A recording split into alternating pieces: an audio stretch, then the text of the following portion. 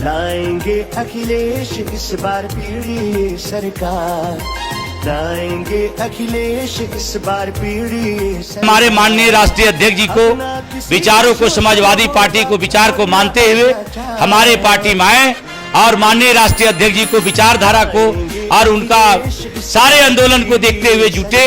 और मैं सभी को आह्वान करता हूं कि समाजवादी पार्टी में सदस्यता ग्रहण करके मजबूत करें। जय समाजवाद, जय अखिलेश। आइए समाजवाद से जुड़िए, समाजवादी बनिए। कांग्रेस के गुजरात प्रदेश के कार्यकारी अध्यक्ष और विधायक जिग्नेश मवानी ने नेशनल हेराल्ड मामले में केंद्र सरकार पर कांग्रेस के नेताओं को जबरन फंसाने का आरोप लगाया है। जिग्नेश मवानी ने कहा है कि सड़क से लेकर न्यायालय तक कांग्रेस अपनी लड़ाई लड़ेगी। आंदोलन में जिन्होंने केवल अंग्रेजों की चापलूसी का काम किया, जिन आरएसएस के लोगों ने स्वतंत्रता के आंदोलन में हिस्सा नहीं लिया, न वो गांधी और सरदार के साथ खड़े रहे, न वो पेरियार, फूले और अंबेडकर के साथ खड़े रहे, न सुभाष चंद्र बोस के साथ खड़े रहे, न भगत सिंह, सुखदेव और राजगुरु के साथ खड़े रहे। 50-52 साल तक इन आरएसएस के लोगों ने तिरंगा तक नहीं लहराया और 3 रंगों का तिरंगा मनहूस है, उससे मनोवैज्ञानिक असर खराब होगी, ऐसा आरएसएस के लोगों ने कहा। जनगण मन भी नहीं गाया।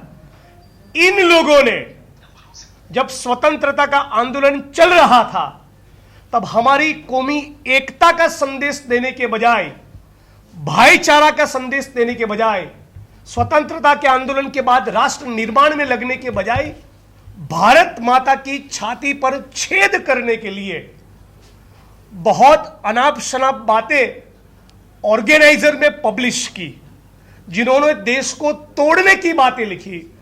और दूसरी तरफ नेशनल हेराल्ड, जिसने राष्ट्र निर्माण में किस प्रकार से प्रत्येक भारतवासी को योगदान देना चाहिए, किस प्रकार से जन जन तक संवैधानिक मूल्य पहुंचे, उसका जिम्मा उठाया और इंडिया की फ्रीडम मूवमेंट में बढ़ चढ़कर हिस्सा लिया। जन चेतना का अंग्रेजों के खिलाफ एक जबरदस्त जन चेतना, जन विद्रोह भारत भूमि में निर्माण हो, उसके लिए एक नींव तैयार की, वो था नेशनल हेराल्ड। आज उस नेशनल हेराल्ड के मामले में एक सोची समझी साजिश, षड्यंत्र के तहत सम्माननीय सोनिया जी, राहुल जी और पूरे कांग्रेस परिवार को वो लोग बदनाम करना चाहते हैं। मामला बहुत साफ है। ये जो एजेएल कंपनी, जिसके तहत मीडिया के पब्लिकेशंस चलते थे इंक्लूडिंग नेशनल हेराल्ड, उस एजेएल कंपनी का मकसद मुनाफा कमाना नहीं था, जनमानस तैयार करना था।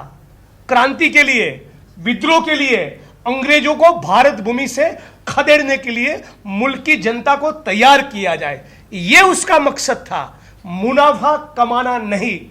चूंकि मुनाफा कमाना उनका मकसद कभी नहीं रहा, नेशनल हेराल्ड का और एजीएल का, एसोसिएटेड जर्नल्स लिमिटेड का, तो वो जिस प्रकार से व्यापार वाणिज्य होना चाहिए, जिस प्रकार से प्रॉफिट करना चाहिए, वो नहीं कर पाए।